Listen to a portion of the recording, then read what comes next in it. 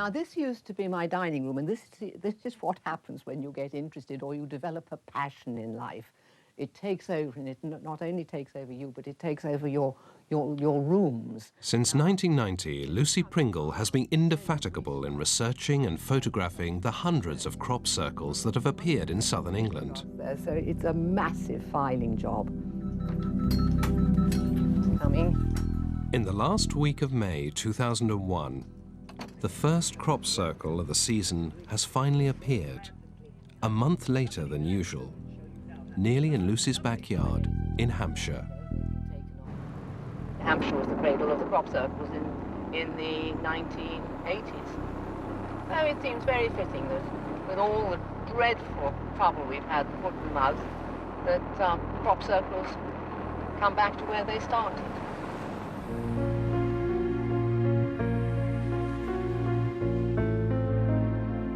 In Hampshire in 1978, the first crop circles were discovered. Each of them was nothing more than a simple circular depression, and little notice was taken. 2 years later, when they kept recurring, they attracted the attention of Dr. Terence Meaden, a meteorologist and physicist. Whatever is at the origin of all this, it does take place in the atmosphere above the field. Meaden believed that some circles could be explained by weather anomalies he called plasma vortices. That's really just a bit of scientific terminology, which sounds very grand for something which is nothing more really than a vortex in the air which has been generated by some natural means.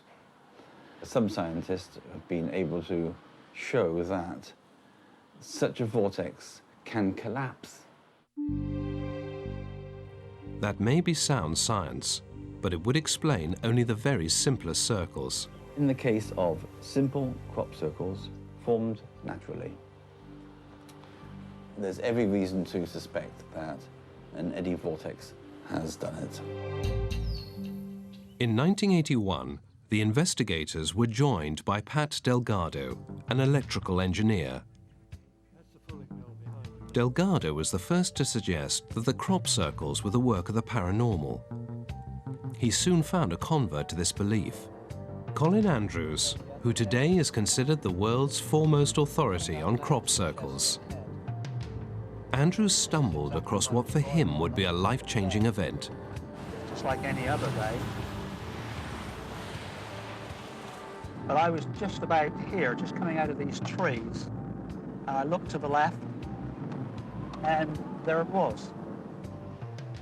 And I saw 5 perfect circles forming a cross. My life basically changed. It was bizarre because I was a senior officer in the British government at the time, and I was simply driving a road that I drove often. It took me 20 minutes to get right to the circles themselves, and I can assure you, the only tracks in that field were my own. There was nothing there. There were no compression points, no damaged plants, no tracks. Can't explain it, but it threw a switch in my stomach. Something went click, and it was as if something was saying, that's your job. And to this day, it's my job. By 1985, crop circles were appearing like mushrooms in fields all over the place. The phenomenon, whatever its cause, was growing. A plane and a camera were needed, and Busty Taylor was a pilot and a photographer.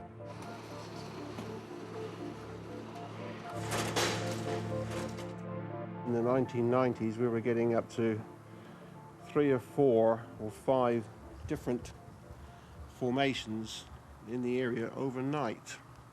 In a matter of, like, the darkness here in the middle of the summer is only like 4 hours. Some of these formations, I can quite honestly say, definitely not man-made. Busty was the last member of the original investigation team of converts. Shake hands, then. We all were friends, and we got on well. We saw one another at times, daily. much to the annoyance, obviously, of our families, because this was growing. This was becoming a bigger part of our lives by the day. The second angular ring, again, alternates its direction of flow. In 1989, Andrews and Delgado published Circular Evidence, a book of the annual summer phenomenon. The fields of Hampshire would never be quite so empty again.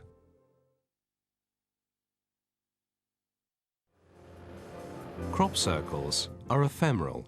Even if they remain until the harvest, the subtle shapes and finer details of the design are soon eroded by man and nature. We're going to turn right and go up into the countryside. The professionals depend on a small corps of circle chasers to get there first, to photograph and study the freshly made formations. This is the first crop circle behind us, the first crop circle of the season. And it's always terrifically exciting when you hear of a circle. And of course, it's particularly exciting because it's just a few minutes from where I live. The geometry of that particular one behind us is really very simple. It is what the circle chasers call an early season formation, a simple ring pattern seen many times over the years. But for the researchers, it marks the beginning of another season. Unfortunately, we can't go in it because of the foot and mouth precautions, so this is really as close as we can get to it. An American, Peter Sorensen, was first to come to Hampshire in 1992. He was so taken by the circles that he's returned every season since. His mission is to capture the phenomenon with his ever-present video camera. It's a beauty. Oh, it's a beauty. Oh, dearie me. My work as documenting crop circles is basically a simple and very enjoyable job. The basket is brown underneath. Okay, should be front of the here. The second formation of the season has appeared. Peter's colleague, Nan Liu, has seen it from the road above the village of Pusey. Don't mark the map, please. Yeah. That's the one spot.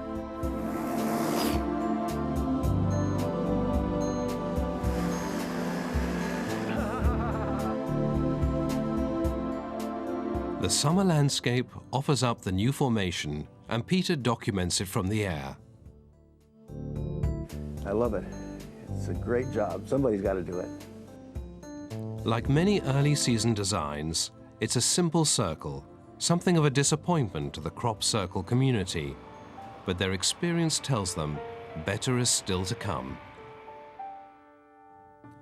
Sure enough, a week later, a new formation appears in a common location beneath the Iron Age hill fort of Barbary Castle. The first circle chasers to arrive are Charles and Francis Mallet. Along with Francis's son Kieran, the family are among the group of full-time crop circle chasers. Essentially, because we live in the immediate vicinity, we visit formations very early, as they arrive pretty much. Very often we're the first people in them. Measure them, draw them, take notes. You need to go right to that point over there, look. You see? Point. Right to the edge of this bit here. Standing barley. Are you to the edge? It's the third formation of the year, and it's already 2 days old. This is in barley, fairly immature barley. That's why it's pretty much standing up after it's 2 days old. In a few days, much of the pattern will be completely gone. And so you have to see them immediately, and if you do, they're like stunning. The best formations always happen in barley. It's geometrically nice, if not a bit shabby on the ground, but I suspect it will look pretty damn good from the air. Indeed it did. This first truly complex design meant that the 2001 season was finally taking off. At the heart of the crop circle area lies the tiny village of Alton Barnes. A local farmer, Polly Carson, is one person who loves the mystery and sees the circles as a sacred gift. The year before, some neighbours had a crop circle. And I remember saying to Tim, my husband, this really isn't fair, you know, we haven't had one. And it was a bit like keeping up with the Joneses, you know, everybody else has had one, so why can't we? And then within probably 2 or 3 weeks of that, we had the big one.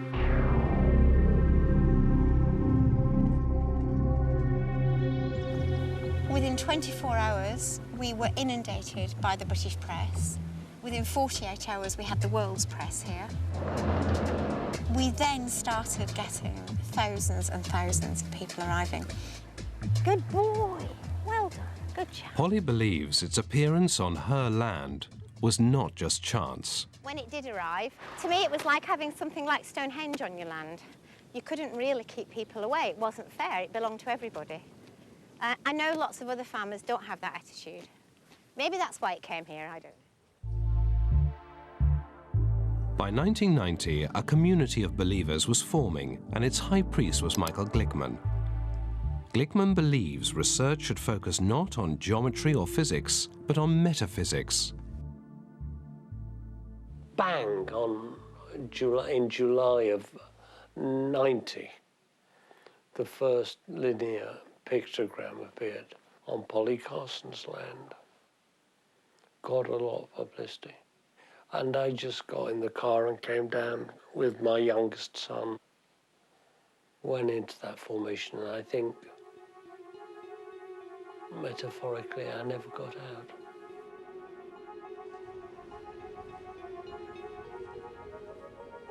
And when you walked in there, you were elsewhere. This wasn't planet Earth anymore. Your feet were tangibly on the ground and you were experiencing gravitational forces, but there was something about being in that very particular enclosure which made you realize that you were somewhere other. And I was a goner, finish. End of story. That was my life now. An architect by training, Glickman now devotes his life to trying to find a message in the designs and from whom the messages come. The attitude of modern science would be, how does it work? My attitude was try and read the message, which seems to me still, 11 years later or so, inarguably right.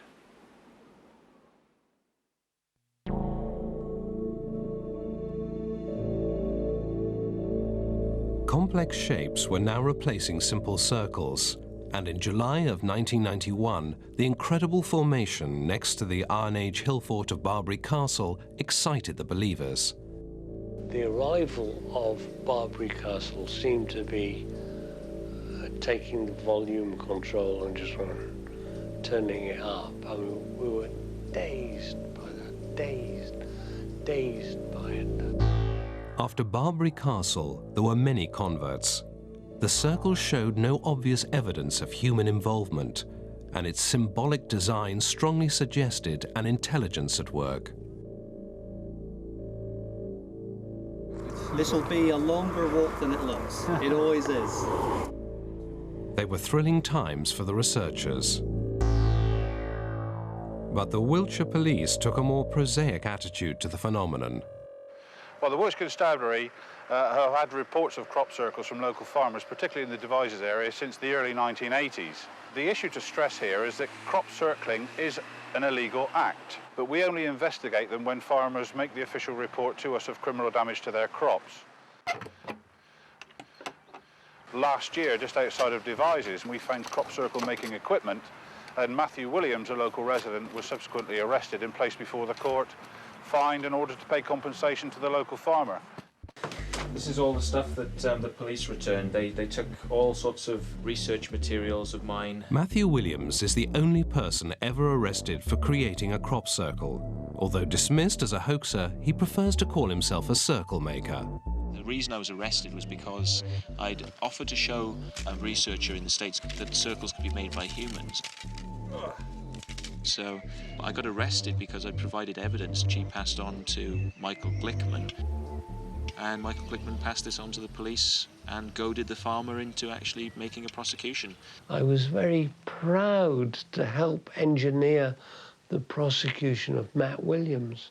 I thought, here at last is something we can hold on to and touch.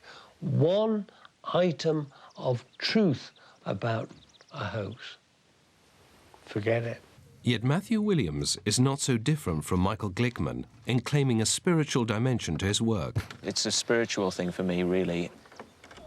My passion in crop circles comes from knowing that we've had weird experiences whilst making them. And that those weird experiences mean that something was watching us, something else was there whilst we were doing these things.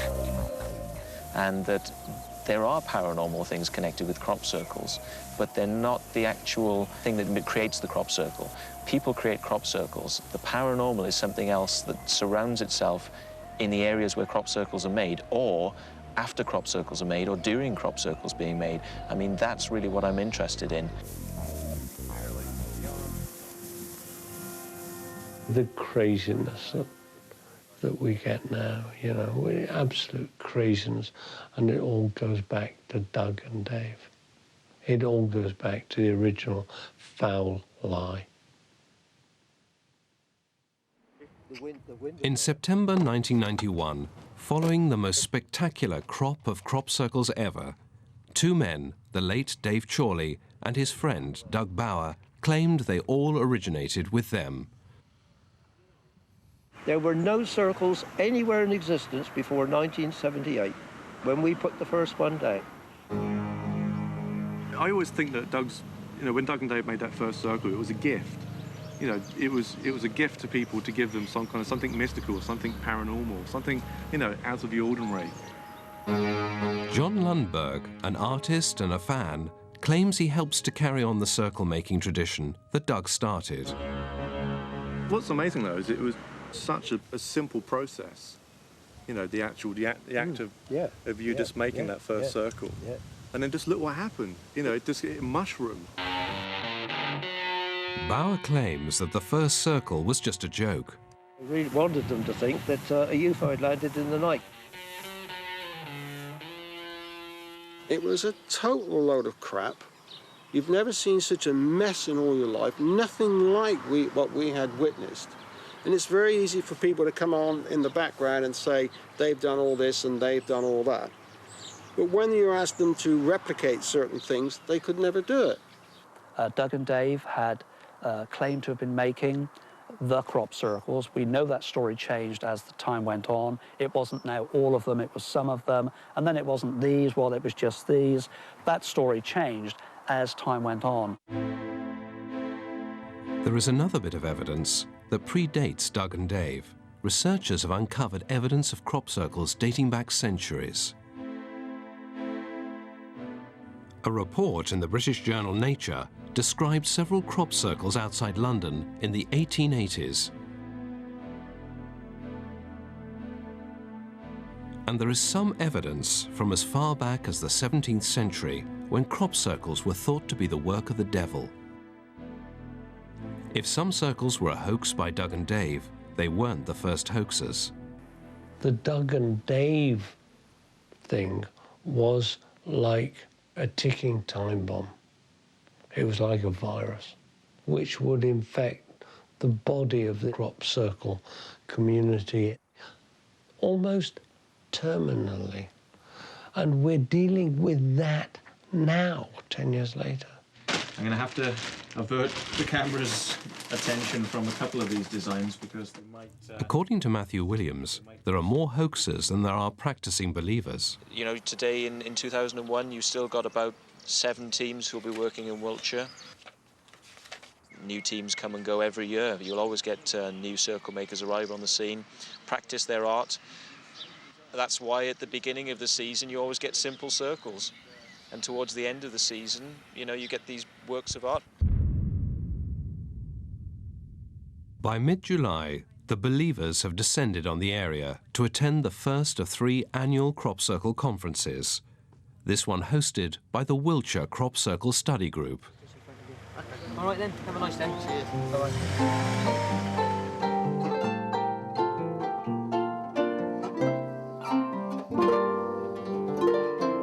For some who want to believe, it is a spiritual pilgrimage. They find guidance and help in the preaching of the conference organizer, Francine Blake. I often get newspaper ringing me and they say, well, tell me about Crop Circle. What is it? Who makes it? What does it mean? Where does it take us? You know, we've got 2 minutes. It's a very big subject. I don't know where it's coming from. I know that it is from a high level of consciousness and that it is interacting with us. I know that it is guiding us and teaching us and opening some vistas for us. Since 1999, Steve and his partner Karen Douglas have published a yearbook of the season's best formations. Put a lot into our books, you know, to make sure that they're the best thing that we can do and that they portray something honest about the subject. Elaborate man-made practical jokes or intelligent messages from space, Karen veers towards the latter for anyone open to such communication. In 1992, the summer of that year, there were 4 formations, all within less than a mile of my house. And it was just uncanny. And I think I just felt from then on that, you know, it was sort of like somebody leaving their calling card saying, you know, hello, you know, do you know what's going on? And some things are certainly unusual. What is it? I was on the hillside and just saw this glint.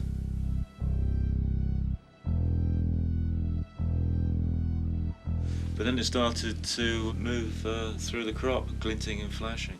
And in the distance you can see a tractor driver. With an interview with a tractor driver that was done later, he said his engine actually cut out on the tractor as the object flew over. And he said the object would be as big as a beach ball. UFOs are responsible for crop circles. I would say that there's some truth in that, because there are a lot of eyewitnesses that have actually seen what we term physical craft actually physically involved in generating the crop circles. So there's much more to this than meets the eye, but whether the UFOs alone are creating the genuine crop circles is only a tiny slice of reality. Certainly, some of those who investigate crop circles say that they feel something. They say that genuine crop circles exude subtle energies that can be felt and measured.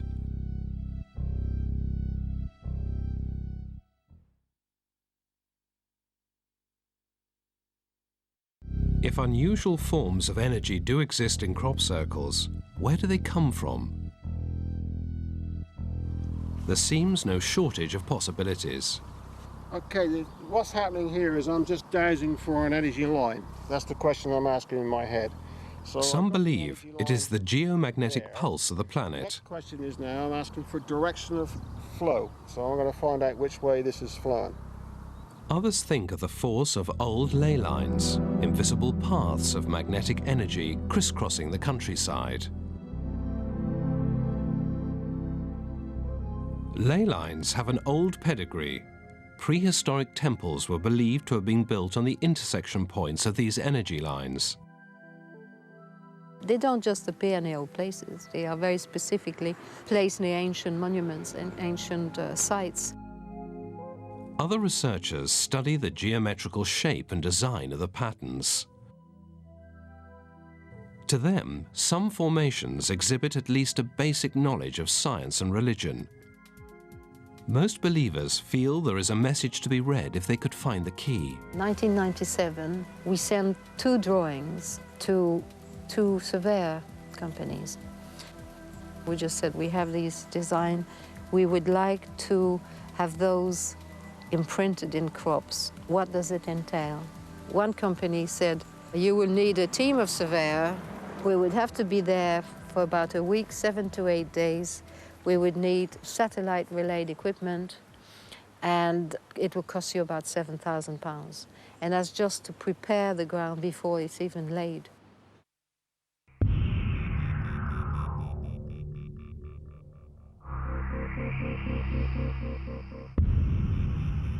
Late June in 2001, and the formations keep appearing. This one had the center cut out by the farmer in an effort to deter onlookers.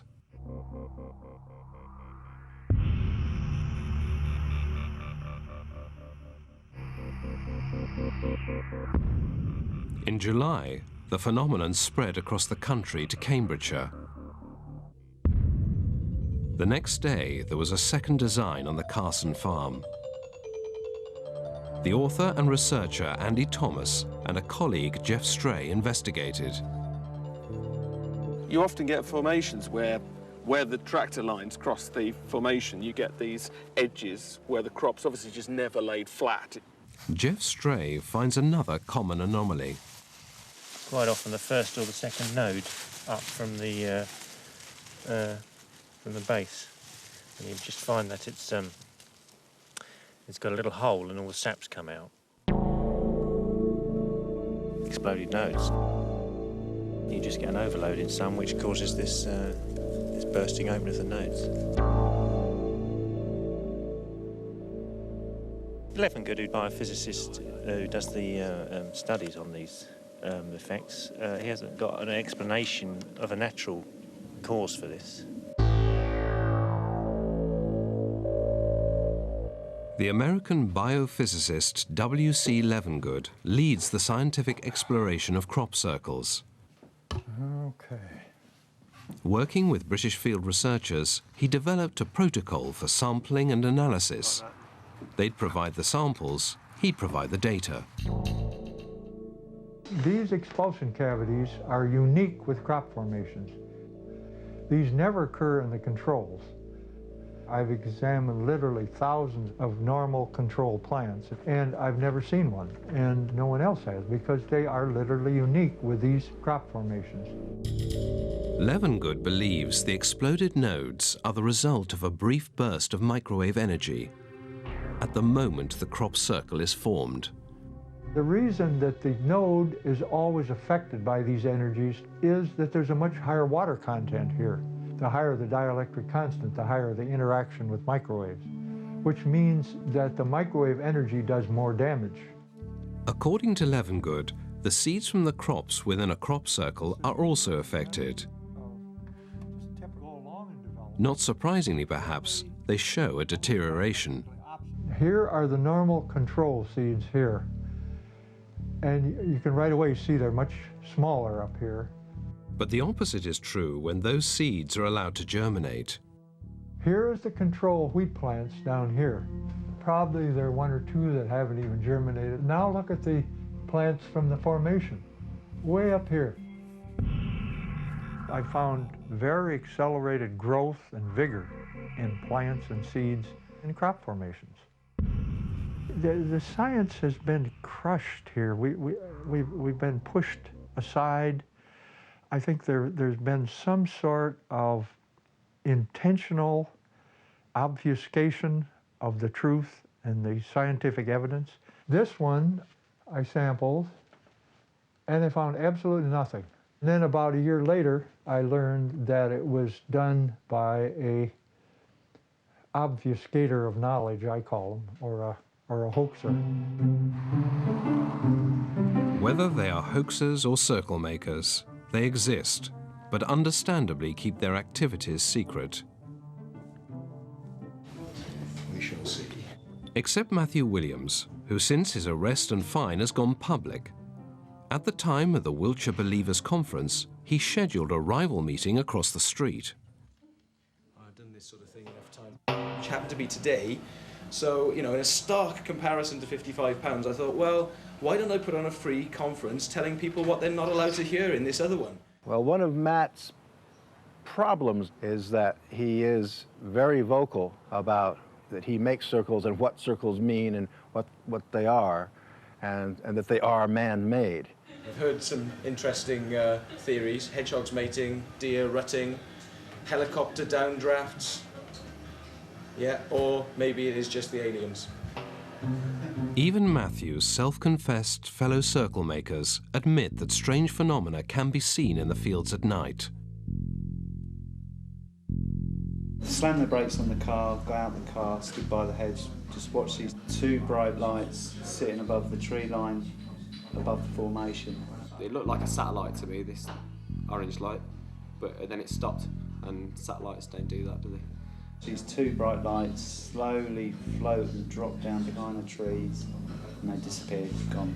And then another one come out from Golden Bull Hill, like Golden Bull, flew underneath the other one and stopped right over the top of this crop circle, and then they both blinked out. So it is not only the believers who find strange things at night. You know, everybody knows somebody who at least knows somebody who's had a very strange experience. Everybody here accepts that people put down circles and balls of light appear, or various other phenomena happen associated with these formations. Some of these objects might be explained as ball lightning or some other natural phenomenon. Others are harder to explain.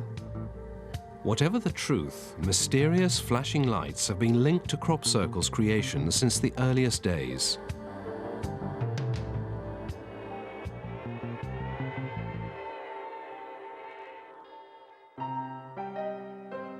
Each season is different. Some seasons throw up truly amazing crop circles. Others provide more evidence that man has been at work. One crop formation in 1996 thrilled the believers. This fractal-type crop circle appeared at Stonehenge in daylight in a 15-minute period. There was a pilot who flew over it at around 5:30, he wasn't there at 6 o'clock, he spotted it. So there's a half an hour window where it happened. It was a huge formation, named after a fractal pattern commonly known as the Julia set. Believers say it appeared in daylight and could have been seen by guards at Stonehenge. Stonehenge is monitored 24 hours a day, so there's guards walking here 24 hours a day. So every hour they have to pass by the fence just at the end, and they didn't see anybody create a crop circle. They were here 24 hours a day, and so if it came, it would have come instantaneously. It fueled the theories of mystical forces at work, and better was to come. The Triple Julia set, which appeared at Windmill Hill in 1996, it's one of the icons of faith in the crop circle world. It contained 194 circles and was over 500 feet in diameter. The geometry is so accurate that it really beggars belief to many people that that could possibly have been man-made. Certainly nobody's ever claimed it to this day, and it's very, very beautiful.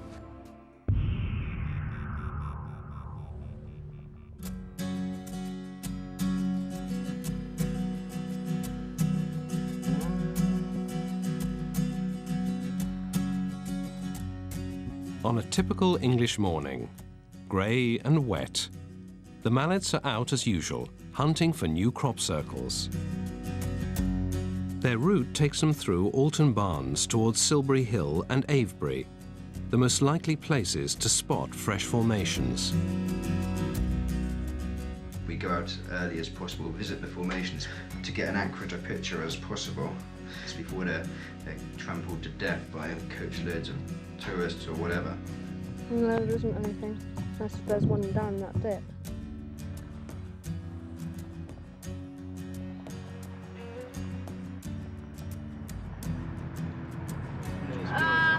We've got one. Over there, look. Woohoo! Where? Over there. They know the formation was not there yesterday.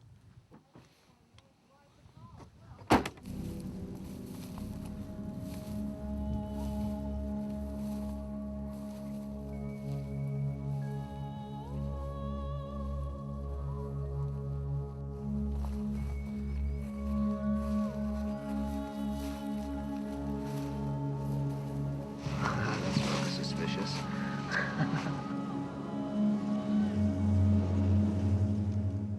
The facts on the ground are telling us that most of what we're looking at is man-made, and it's clearly so.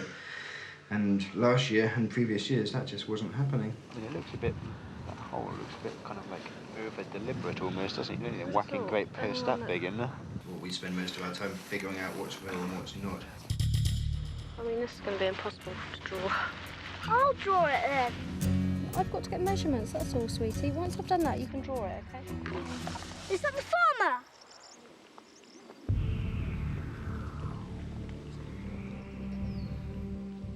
Charlie! Farmer! It's okay. Is he horrible? No. Well, it depends who it is. It might be Mr. Butler. If it's Mr. Butler, we're okay. This is my land, all right? Nobody has permission to come in here. Okay? Okay. Was the other one your field as No, well? that wasn't mine. That was somebody else's, and nobody had permission to go in there either. Oh. For the last 10 years or more, we've had crop formations of one sort or another. Always around this sort of time of the year. We're never happy to see them. This year in particular, we are not granting people permission to go in the crop formations because of the recent foot and mouth problems. But you can understand the farmer's point of view, can't you? You know, he doesn't know where we've all come from. I mean, it's quite a scary time, really, for the farmers. What do you make of it? I guess to you it's just pure vandalism, and it's made by people, all of them. Is that your opinion? I would think 90% of them, certainly, maybe more. Local farmers admit to finding a few circles long before they became this fashionable. We've used to see the old round circles that no one used to know anything about in the road, or that you might have had a formation of 2 or 3 together. But they were very often on flat pieces of ground that you wouldn't appreciate were there until you actually were there with the combine. This formation is definitely man-made, a thank you note to the circle makers from 2 German researchers. That's ambient in the standing crop. It's also an opportunity for an American researcher, Ron Russell, to test a theory that man-made formations exhibit the same electromagnetic oddities as so-called genuine crop circles. So we're approaching the Koch-Heiborg Formation. This is the ambient reading in the field. Now, this is a very strange. What's this? Over here. This is the edge of the ring. 60, 70, 80, 90. Holy smoke. This is right over the center right now. Right over the center. So the high reading is around the outside of this center swirl. And then again, it falls right down. So most crop circles show unusual energy patterns, even when they're known to be made by man. Right back up. Considerable. Very interesting. Not all the believers like the investigation or the findings. They're doing totally with permission. They're doing totally with the farmer's understanding. But you see, there's a whole world that's on the hoaxer thing, and I think you're feeding that. Seems to me that it's a decent thing we're doing. We're doing good research. We're doing science. It was a controlled experiment. I think that was it's not necessary reprehensible like the hoaxers, but I still think it's a very low game that feeds the whole idea that human beings make these with the large world that can really use a transcendent energy. It's not man-made, this. It's not at our level, and it's coming from a very, very high level of consciousness, and it's beyond our understanding. It is beyond our knowledge. That is difficult to accept. The man with planks is dead easy to accept because it fits in with the way we think. If the crop circles are real, they're pulling away the very foundation stone of our society, our science, our religion, our technology, our economics, our sociology. That's scary. Circle makers in the West Kennet Long Barrow appeal to the spirits of a different age. One man who embraces the pagan nature of circle making is Dan Darby. He lives with his wife and child in a narrowboat, travelling the canals of Wiltshire. Dan Darby was a believer. He found out that circles were made by people and saw that this was a catalyst for making people to become enlightened, and got involved in the circle making teams himself. I don't see it as a joke, and I don't see it as shamming people. This is something quite special and subtle and magical, you know? It's not a joke. The urge to want to know what's going on, the urge to find out what, you know, I mean, I understand you've got the hoaxers or the circle makers, and then you've got the researchers, but there's another consciousness, I think, dabbling around there, somewhere in between, sort of having a bit of a giggle, you know. The 2001 crop circle season is coming to a glorious and striking end.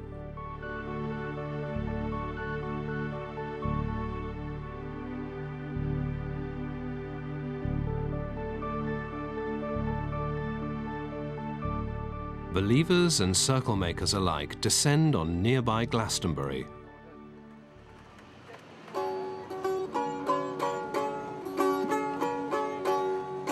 Glastonbury is England's spiritual capital, where ancient myth and magic meet New Age enlightenment, attracting visitors from all around the globe.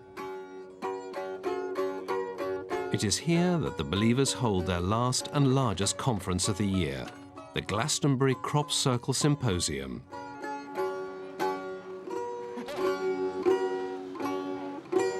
Yeah, that was the song about crop circles. Lovely to see you. Welcome to the 11th Glastonbury Symposium. As the conference gets underway, it is clear that the season has been a letdown. In particular, the self-confessed circle makers have got under their skin.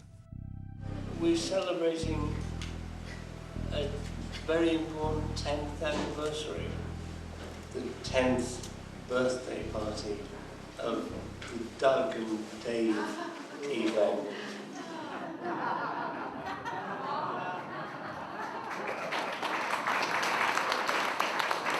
Happy birthday to you. Happy birthday. No, there are words to this. Happy birthday, dear Doug and Dave. Sleazy scoundrels whose lies spawn 10 years of falsehood. Happy birthday to you. Despite that cloud over the proceedings, the 2001 conference was deemed a success. But the climax of the season was still to come. Believers and skeptics alike waited for the last of the formations to appear. They weren't to be disappointed.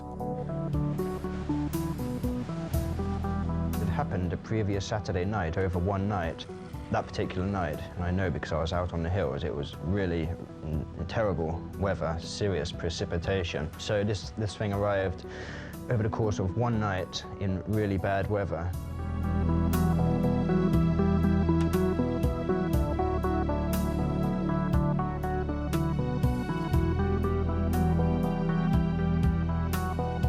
Jesus, you know, it took us 20 minutes to find the middle. This is how big it was.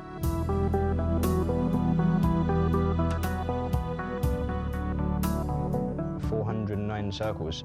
You know, our jaws kind of collectively dropped to the floor as we stepped into the formation.